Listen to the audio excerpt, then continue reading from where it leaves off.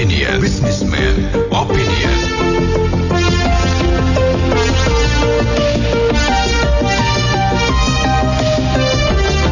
Businessman Opinion.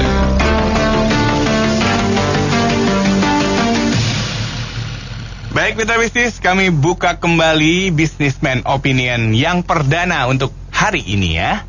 Di jam 6:33 ini saya Tri Budi Utama akan membuka nomor telepon Pas FM di 6339160 dan nomor WhatsApp call Pas FM di 0816924924. Kami akan membahas mengenai Amicus Curiae. Sedang in ya, sedang tren sekarang. Semuanya ngomongin Amicus Curiae. Jadi mitra bisnis, setidaknya ada 22 pihak mengajukan diri menjadi Amicus Curiae atau sahabat pengadilan, sohibnya pengadilan, dan menyerahkan dokumen pendapatnya terkait perkara sengketa hasil Pilpres 2024 kepada Mahkamah Konstitusi. Pendapatnya pun beragam, ada yang pro maupun kontra terhadap kemenangan Prabowo Gibran. Ini merupakan pertama kalinya Amicus Curiae muncul dalam sidang sengketa Pilpres. Nah, apa komentar Anda mengenai munculnya banyak Amicus Curiae atau sahabat pengadilan dalam sengketa Pilpres di MK kali ini? Silakan. Anda bisa berkomentar di 6339160 atau WhatsApp call di 0816924924. Sampai saat ini atau sampai kemarin lah, setidaknya ada 22 pihak yang mengajukan diri menjadi Amicus Curiae atau sahabat pengadilan dan menyerahkan dokumen pendapatnya terkait perkara sengketa hasil Pilpres 2024 kepada Mahkamah Konstitusi. Pendapatnya pun beragam, ada yang pro maupun kontra terhadap kemenangan Prabowo Gibran. Ini merupakan pertama kalinya Amicus Curiae muncul dalam sidang sengketa Pilpres. Nah, apa komentar Anda mengenai munculnya banyak Amicus Curiae atau sahabat pengadilan dalam sengketa Pilpres di MK kali ini? 6339160 atau WhatsApp call 0816924924. Sudah ada di telepon Pas FM. Dengan siapa? Cawan. Oh, Cawan. Kalau cerita negeri kita mah nggak ada habisnya. Cuma kita kesian yang naik busway itu. Ya, apakah mereka kalau bahasa kasar nggak punya otak? Ganggu orang kan demo kan, itu bahasa kasar ya. Mereka kan punya otak dong. Apa yang di demo lagi sekarang? Ya nggak? KPU semua kita kan sistemnya dari ini, bukan seperti di Tiongkok. Kok sekarang macam-macam. Jadi mau sampai kapan ributnya gitu kan? Nah, jadi kacau gitu. Jadi ya cerita negeri ini mah nggak ada habisnya. Yang penting kita hidup di negeri pintar-pintar dah. Ya. Nggak jadi nggak usah pusing. Emang begitu. Istilahnya budaya, tabiat, dia punya mutu begitu. Iya. Jadi banyak sok pintar tapi nggak pintar. Jauh kalau cerita negeri ini nggak ada habisnya deh. Terima kasih. Penelpon berikutnya Dari Saifuddin. Oh, Pak Saifuddin. Silakan Pak Saifuddin. Pagi-pagi saya dengerin Pas FM. Saya terus terang dengar istilah Amicus Curiae ya. Iya. Ini baru nih, menurut saya pelajaran baru buat saya dan mungkin buat rakyat teman-teman ini semua mungkin. Betul, sama Pak. Saya juga kan baru dengar ini, baru kejadian ada namanya Amicus Curiae atau sahabat pengadilan. Ini bukti bahwa kepedulian kita terhadap keadilan itu sangat luar biasa.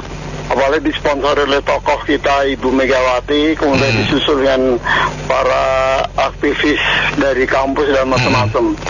Nah itu karena apa? Mungkin karena kehebohan, kegaduhan politik kita selama ini kan luar biasa nih. Iya betul. Menurut saya bukan soal kemenangan Prabowo, tapi proses kemenangan Gibran Prabowo ini yang dipertanyakan.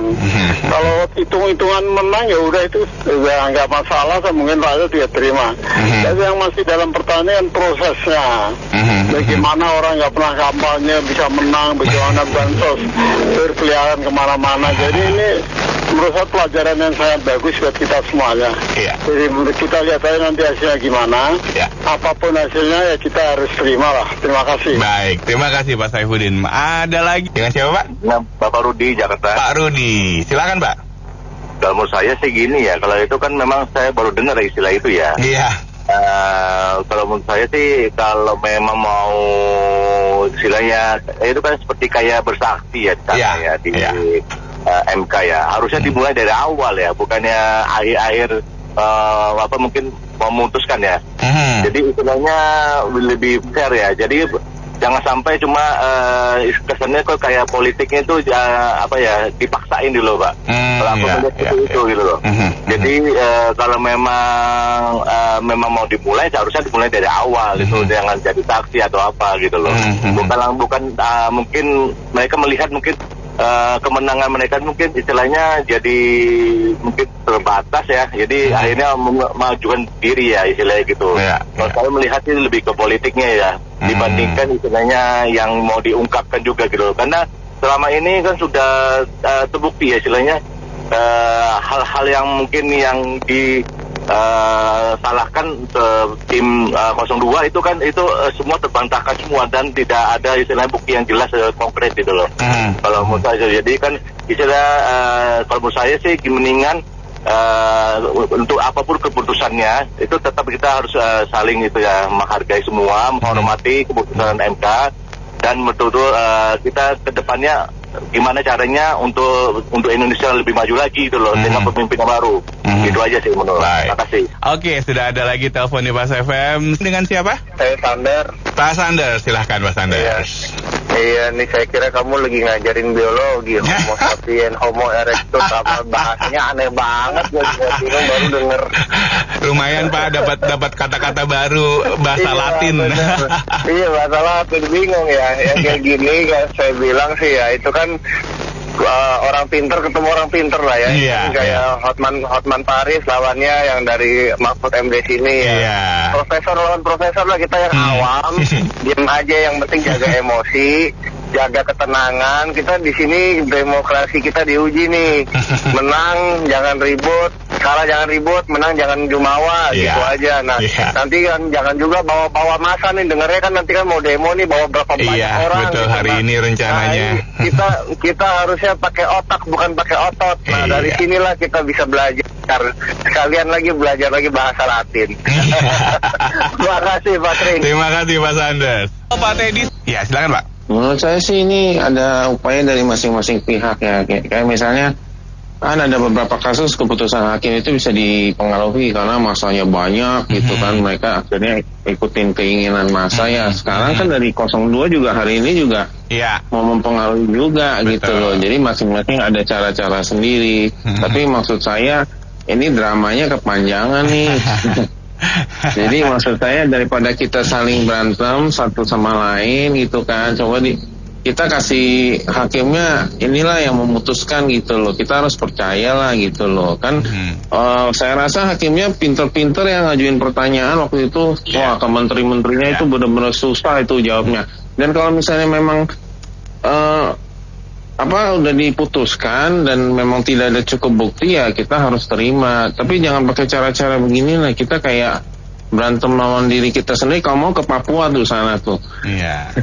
Bagusan gitu kan daripada berantem begini nggak jelas gitu. Oke, makasih. Oke, Bu Mila. Iya. Silakan Bu. Indonesia ini memiliki ribuan university, ratusan ribu university. Yang mengajukan protes itu cuman nggak sampai 1%. Kalau 1% saja juga butuh ratusan. Tapi ini tidak ada. Cuman UGM, yang terakhir itu Undip, terus UNER itu juga dibatalin, maksudnya diklarifikasi oleh penguasa UNER yang saat ini, kayak gitu-gitu ya. Lah, itu satu. Dua, kalau kita baca, kalau kita lihat atau telisik daripada mereka-mereka yang apa yang diutarakan, itu lagunya KUR. Ngerti lagu KUR ya? Nah, lagunya itu gur. Hari ini nada kurnya apa, kayak gitu ya. Terus murid-muridnya atau mahasiswanya, ya cuman itu saja yang terafiliasi oleh partai politik. Sekaligus profesornya juga terafiliasi oleh partai politik. Oke. Terus barusan ini LSI mengeluarkan survei bahwa tingkat kepuasan Jokowi 80 sekian persen yang baru saja, oke? Nah, jadi artinya 80 sekian persen majority itu silent. Jadi tidak mengatakan apapun. Terus pertanyaan saya, mereka itu mengatakan rakyat tidak terima bla bla bla, itu sebenarnya mewakili siapa ya? Mewakili yang order atau mewakili tugas yang mengorder otomatis? Nah, terus kalau Bung Budi ingat di sejarahnya negara Kuwait tahun 1990 yang pada saat itu terlibat juga dengan Amerika. Lah, tentara Kuwait itu dituduh melanggar HAM. Nah, kita pun kan juga gitu. Demokrasi dihancurkan, demokrasi dilecehkan, demokrasi ditiadakan. Terus HAM Papua HAM HAM pokoknya kalau nggak HAM ya demokrasi itu lagunya daripada bule-bule itu, oke? Nah, pada saat itu si PBB mengeluarkan saksi anak umur 15 tahun perempuan bahwa dia bersaksi kalau tentara Kuwait itu membantai bayi-bayi yang ada di rumah sakit bla bla bla, pokoknya pelanggaran HAM aja.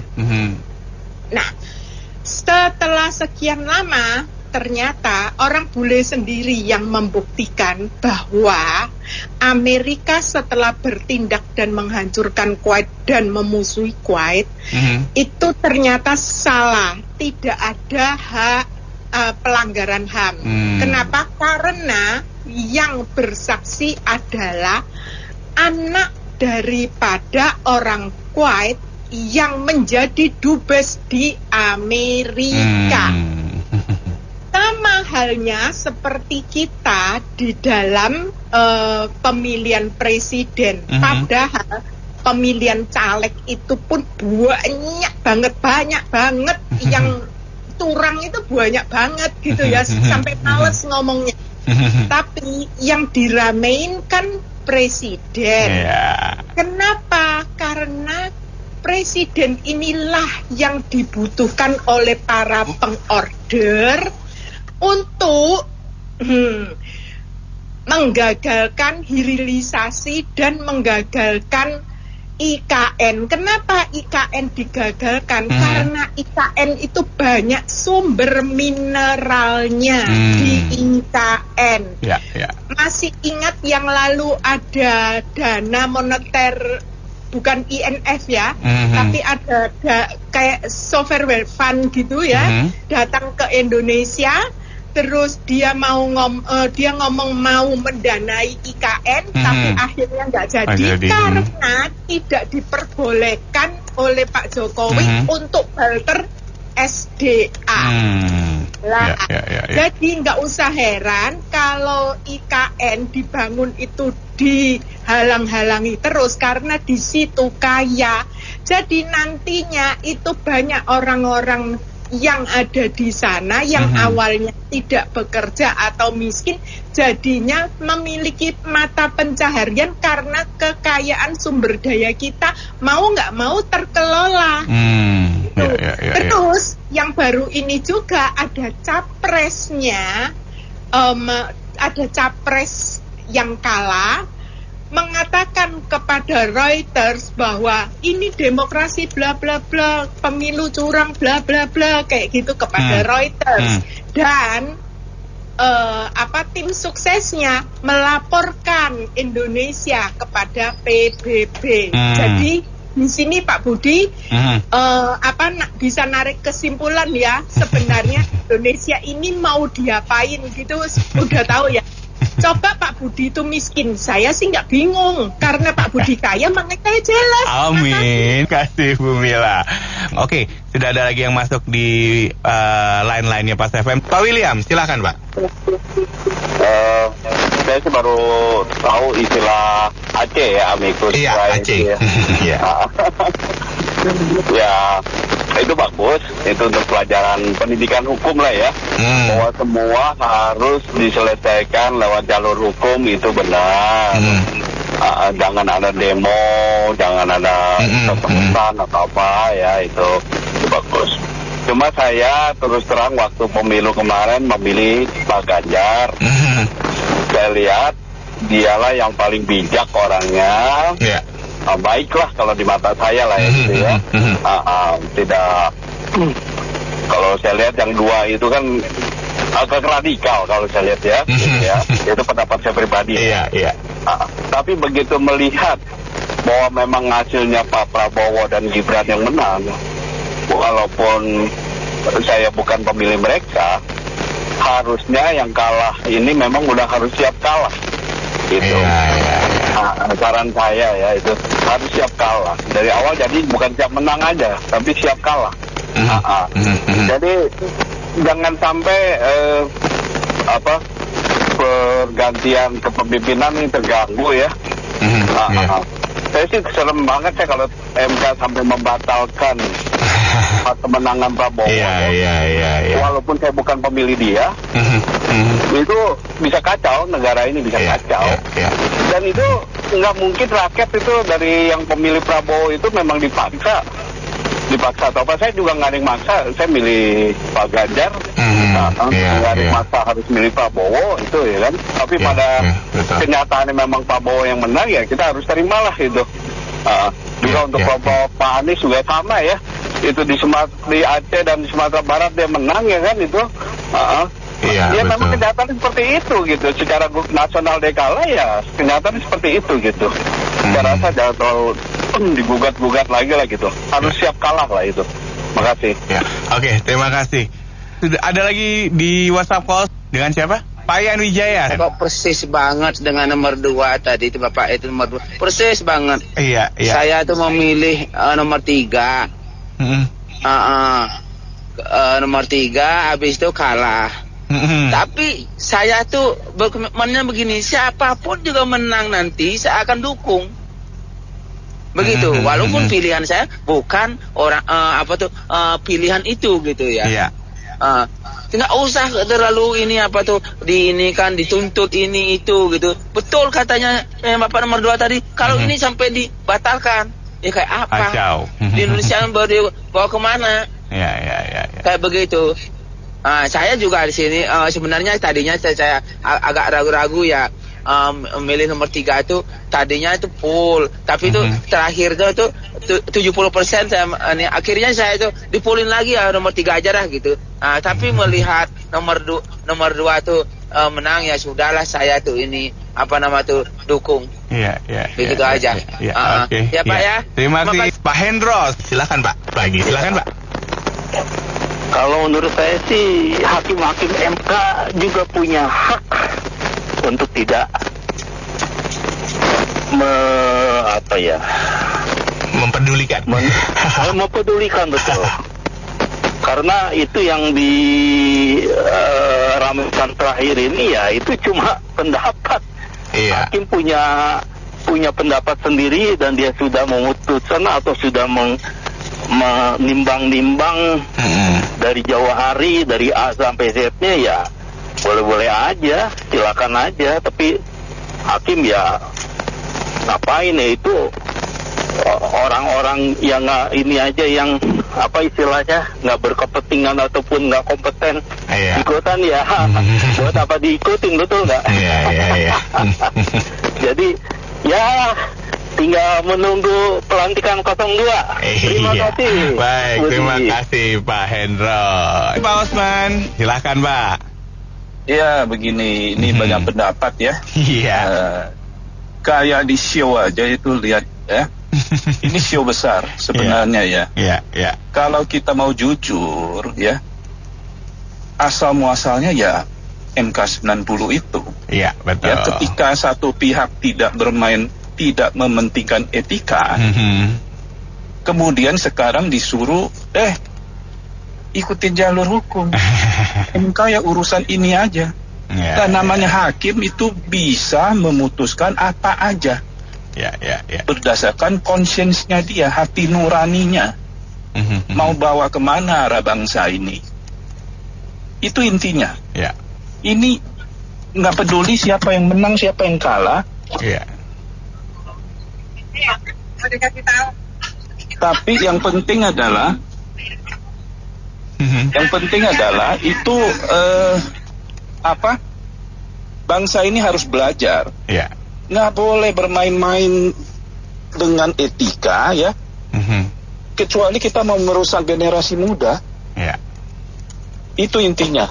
Jadi harus menyatakan ada satu keputusan yang menyatakan ini salah. Ya. Siapa yang menang nggak masalah. Siapa yang lanjut juga cuma 5 tahun. Habis itu pilih lagi. Itu inti masalahnya. Ya, makasih. Terima kasih. Pak Christian, silakan Pak. Iya, saya juga sependapat dengan bapak-bapak yang sebelumnya ya. Akar masalahnya ini yang MK di awal. Itu udah keterlaluan, maksudnya jelas-jelas kelihatan banget itu caranya nggak bener.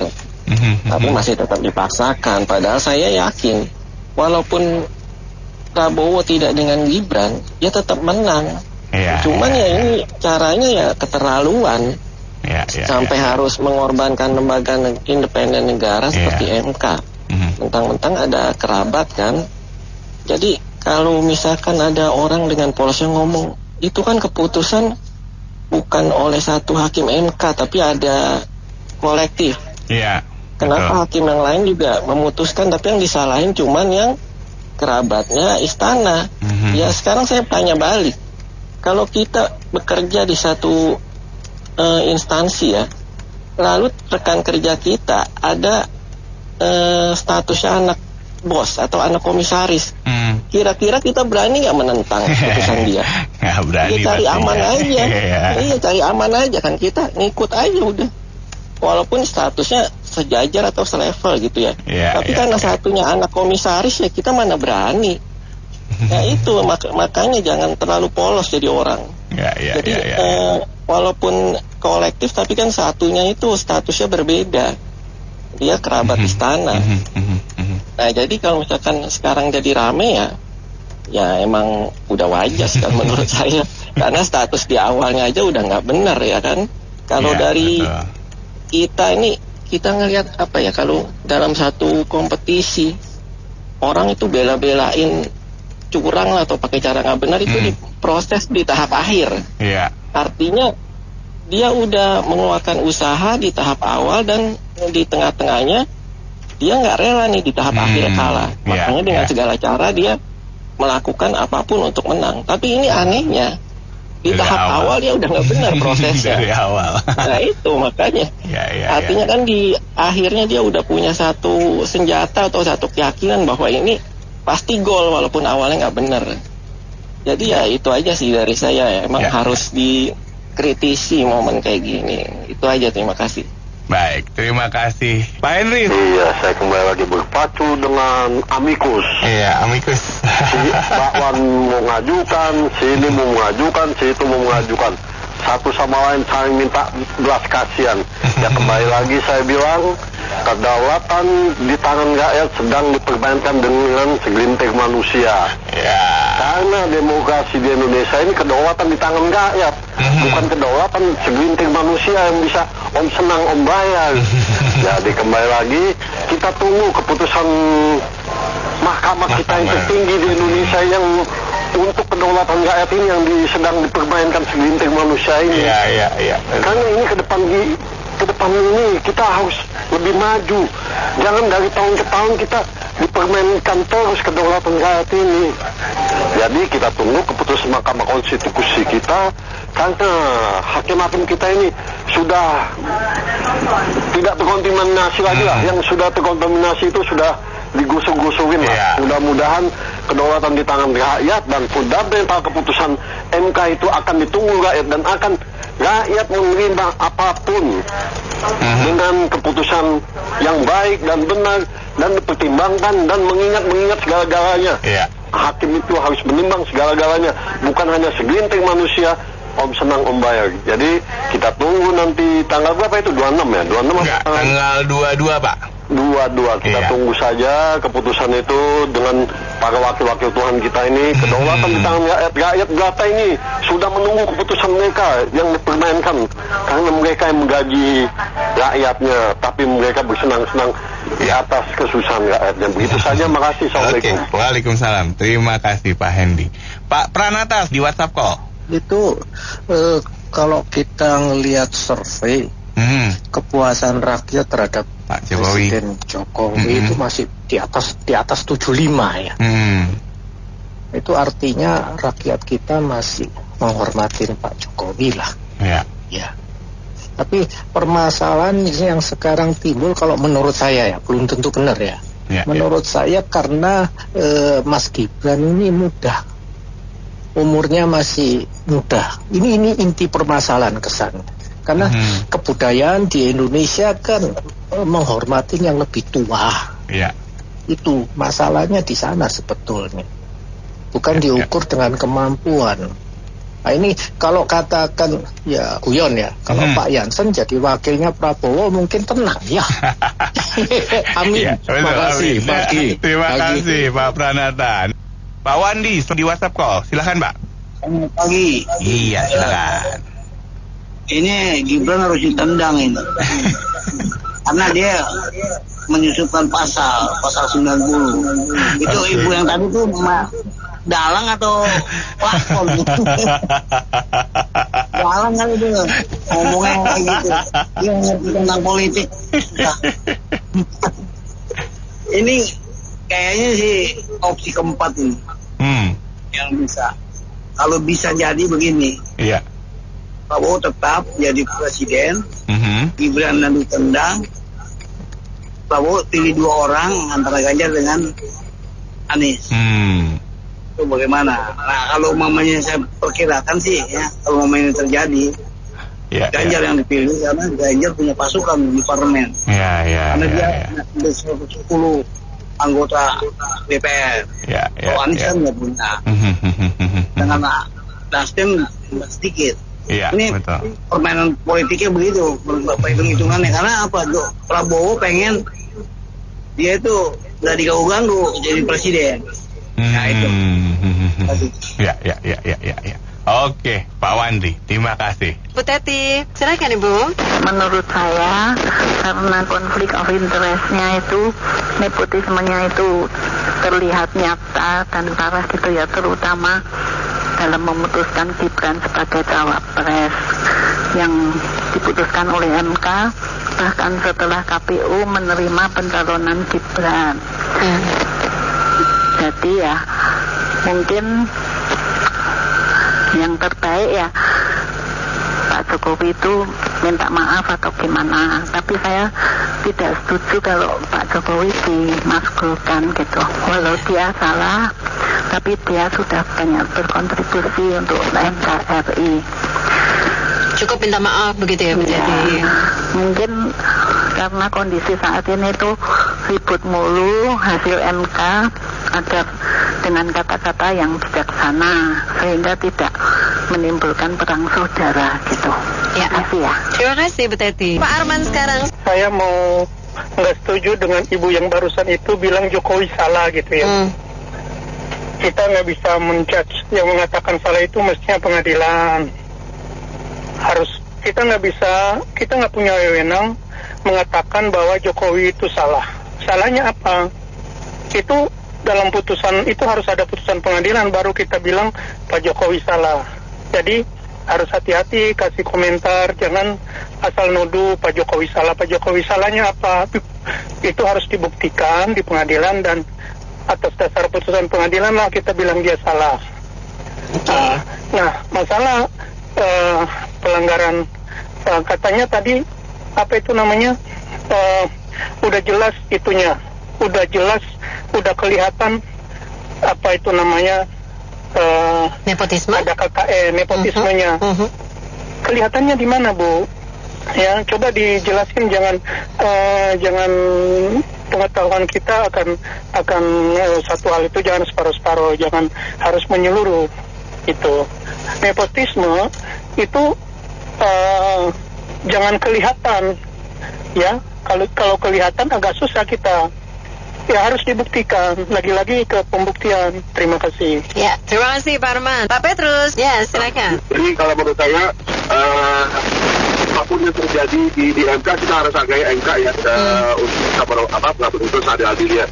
Jadi balik lagi kan dari kubu 01, 02 ini terus terang saya kalau ngomong pemilu ini agak dilematis nih, dalam arti kata emang yang milih 02 dibilang sampai nggak ada orangnya, emang pada kemana sih gitu loh ya kan. Kalau memang balik lagi bilang nepotis terstruktur segala macam, pembuktiannya kan kita sudah lihat ya di sidang gitu kan. Hanya berkeluar-keluar, tidak ada pembuktian yang benar-benar bisa menyatakan ini datanya seperti ini loh Pak, itu yang nggak ada gitu loh. Kalau menurut saya ya, kalau sejak pandangan saya sidang kita lihat gitu ya. Jadi ini kan cuma masalah, kalau saya bilang kalah tapi nggak mau ngaku kalah gitu loh ya kan, nggak mau legowo. Ini masih bahasanya mau ada petik, kalau coba berusaha gimana caranya supaya terjadi 2 putaran gitu loh ya kan. Ya juga sebenarnya kalaupun tidak jadi 2 putaran pun, 1 putaran pun, kenapa kita harus bisa efisiensi, kenapa nggak efisiensi gitu. Kayaknya semangat sekali dengan 2 putaran, supaya apa, supaya mungkin bahasanya uang pemilu tadi bisa masuk ke kantong-kantong partai politik, kalau saya bilang seperti itu ya kan. Nah juga lagi-lagi juga balik lagi Bu Mega mau jadi sahabat pengadilan segala macam. Aduh, agak aneh ya kok sampai segitu ini gitu loh. Apa karena bahasanya dengan ngotot pengen PDI tetap menang dan pilihannya PDI juga mau ini gitu loh ya kan. Itu yang menurut saya tanda petik buat dari sisi PDIP ya. Begitu juga tadi yang dibilang Ibu sebelumnya tadi, yang Bapak itu KKN nepotisme segala macam, pembuktiannya sekarang dibilang nepotismenya ada di mana, tolong dibuktikan, jangan hanya berkuat-kuat nepotisme lah, penghubungan lah, kan dijelasin tuh bansos apa segala macam, dipanggil para menteri udah dijelasin segala macam, juga sudah dijelasin. Jadi menurut saya sih ini orang-orang yang berbicara ini yang masih, kita jangan ngomong lagi 01, 02, 03 kan, sudah masuk pengadilan, sudah MK, lihat hasilnya seperti apa ya. Termasuk kalaupun nanti 02 kalah juga harus ngomong gitu loh ya kan. Nah cuman balik lagi, mau seperti apa sih gitu loh, sampai apakah harus pilihannya harus terpilih supaya jadi presiden baru wah seneng keluar gitu ya, nggak juga sih menurut saya kan. 02 pemilih udah cukup banyak kok ya kan. Baik ya, terima kasih Pak Petrus. Sekarang kita ke Pak Rudi Siani, Pak, silakan. Saya cuma komplain tuh Mbak Bu Mega jadi komisi Bang, yang lainnya nggak bisa jadi sahabat pengadilan. Dulu dia menghina Jokowi nggak ada apa-apanya tanpa PDIP. Setelah tinggal PDIP, terbukti bahwa PDIP tidak ada apa-apanya tanpa Jokowi. Nah, sekarang dia munafik. Emang dia anaknya nggak ini, apa namanya? Itu familisme, bisa jadi anggota DPR. Kenapa anaknya Jokowi nggak bisa? Terlepas apakah itu dia jalurnya sah atau tidak ya. Tapi ya kenyataannya kan dia melalui prosedur gitu. Tidak ada yang komplain. Nah, waktu pada saat mulai persaingan, tidak ada yang komplain tuh. Jalurnya anaknya Jokowi, Gibran jadi wapres, setelah kalah baru komplain. Nah, disinilah munafiknya itu peserta. Nggak siap kalah dan siap menang. Terima kasih. Terima kasih Pak Rudi. Pak Zena, silakan Pak Zena. Ini kalau yang salah itu kan MK-nya. MK-nya udah divonis, ya kan, melanggar etik. KPU juga salah, sudah divonis juga sama melanggar etik. Jadi kalau hasilnya kan itu hasilnya nggak salah, itu kan pilihan rakyat, ya kan. Jadi menurut saya itu pemilunya itu sah. Terima kasih. Ya, terima kasih Pak Zainal. Tommy, silakan. Kalau saya nih ya, kalau saya punya pendapat sih Bu ya, tapi itu sudah keputusan MK sih ya. Kalau saya punya pendapat sih, memang kalau APBN-nya masih cukup ya, sebaiknya pemilu ulang lah. Tapi Pak Prabowo boleh ikut, cuman Pak Gibran jangan jadi wakil presidennya gitu. Yang lain lah, supaya hasilnya bisa lebih bagus ya, legitimate gitu, sekali aja. Tapi kalau memang APBN-nya nggak cukup atau ada pertimbangan yang lainnya, emang sih Pak Hakim ini sekarang ini di MK ini lagi pada bingung ya. Keputusannya manapun menurut saya agak sulit ya Bu ya, serba salah. Tapi harus beranilah ambil keputusan yang terbaik demi bangsa dan negara. Dan yang penting bagi saya sih Bu ya, jangan sampai ada konflik di bawah deh Bu. Itu bahaya kalau ada konflik di bawah kayak politik. Nanti Indonesia bisa pecah belah. Itu aja Bu, makasih. Terima kasih. Berikutnya Pak FM, Freddy. Silakan Pak Freddy. Namanya sih keren ya, si Amikus nih, mau jadi si Amikus gitu. Tapi sayangnya yang mau jadi itu kan punya kepentingan. Jadi masih pendapatnya nggak netral lah. Kalau yang dukung Prabowo ya pasti ngomong adilnya Prabowo, yang sebelah ya pasti ngomong adilnya lain. Jadi adil menurut versi. Iya. Pak Freddy, terputus kelihatannya Pak Freddy suara Anda. Pak Teddy, ya silakan. Ya, kalau ada yang bilang anak presiden nggak boleh calonin diri, kata siapa gitu loh. Kan boleh-boleh aja. Itu banyak kok yang ketua umum juga itu anaknya siapa gitu kan, penerusnya kan. Udah itu ada juga yang calekin itu satu keluarga juga dari partai salah satu tuh ada yang gagal tuh semua. Kenapa nggak boleh? Ya boleh-boleh aja lah. Istilahnya kalau misalnya emang ukuran Gibran terlalu muda atau gimana, saya nggak kurang tahu ya. Maunya umur berapa sih orang dewasa? Kadang ada yang udah tua juga nggak dewasa gitu loh. Jadi menurut saya sih kayak gini-gini dipermasalahin gede gitu loh ya. Masalah umur doang gitu loh. Bukan masalah kayak orang pernah koruptor. Yang koruptor aja bisa jadi caleg lagi kok. Ya gitu aja sih. Oke, makasih. Baik, Pak Teza, silakan. Kalau menurut saya wajar aja lah situasi hal seperti ini kok rame ya Bu. Karena sistem pemilu kita juga terlalu mengikuti budaya tradisional model lama. Sementara kita go for point O-nya udah sampai B2B, G2G. Artinya 9 triliun itu aja pun biaya kampanye masyarakat memberatkan itu Bu. Cuma hal yang buang-buang uang beli kertas, kotak suaranya. Itu kan per 5 tahun harus diganti baru. Kalau sumpahnya nggak diganti kan tidak sesuai arasmen yang aslinya. Artinya kedudukan undang-undangnya.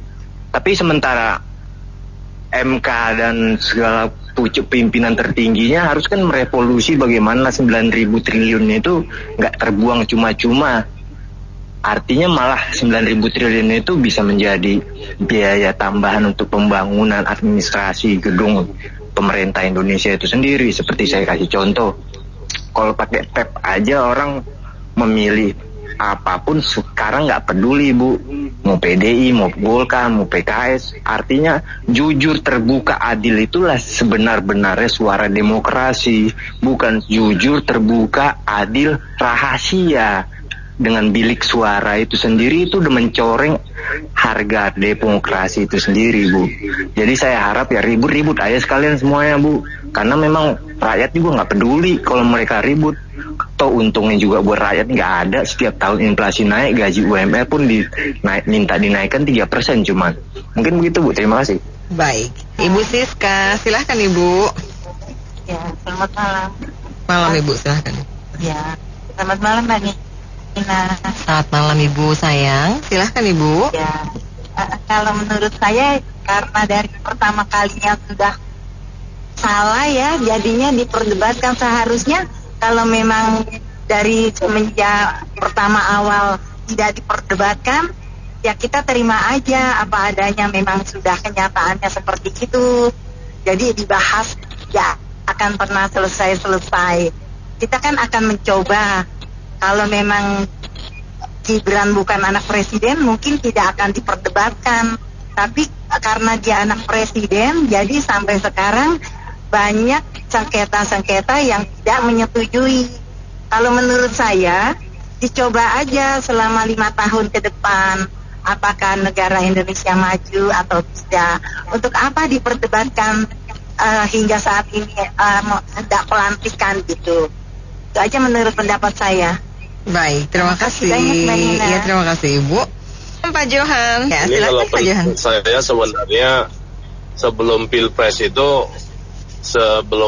itu saya juga sudah melihat kalau dari 3 paslon itu, kalau saya udah pernah kasih pendapat ke Bisnis FM. Kalau jiwa negarawan itu memang saya akuin Pak Prabowo ya, dan dia juga jiwanya itu memang besar ya. Jadi kalau kondisinya begini, saya kira kasihlah mereka kesempatan untuk membangun Indonesia yang lebih bagus ya, karena melanjutin program presiden sebelumnya.